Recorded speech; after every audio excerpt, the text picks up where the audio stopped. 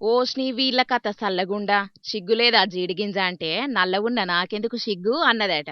అగో అచ్చం గట్టెనే ఉన్నది గదా పేకాటరాయుళ్ళ కథ.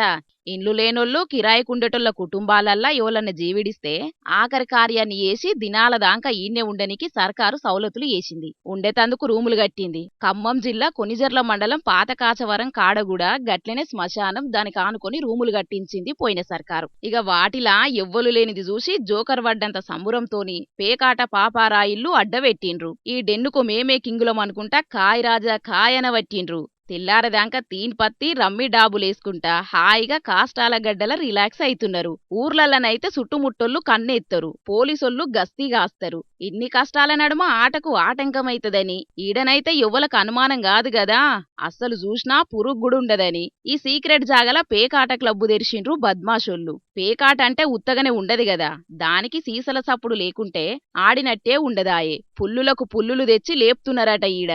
గీ ఊరాయనే వెంకటేశ్వర్లన్న ఇంకేదో చెప్తాడట ఇందాం. అయితే ఎప్పుడో 20 సంవత్సరాల కింద వేసిన బోర్ అది. దాంట్లో అన్నీ ఉన్నాయి, మొత్తం మోటార్ గనక అన్ని పెట్టారు, అన్నీ ఉన్నాయి. అయితే అది ఎవరికి తెలవకుండా తీసుకొని పోయిండంట సర్పంచ్, మాజీ సర్పంచ్. అది మొన్న ఈ మధ్య ఒక ఆయన చనిపోతే వస్తే తెలిసింది. అది పేకాట మందు, ఇక ఎవరు పడితే వాళ్ళు చిన్న మునగాల నుంచి వచ్చి ఆడుతున్నారు పేకాట.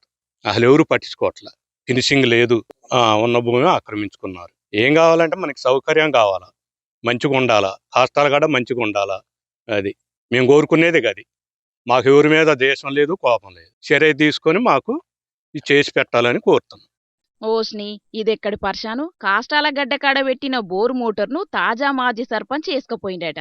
పదవులే లేవాయే గివ్వేం చేస్తే అనుకున్నాడో ఎట్లనో. పబ్లిక్ పైకంతోని కొన్న మోటార్ను సొంత పనుల కోసానికి ఇంటికి గొంచబోయిండట.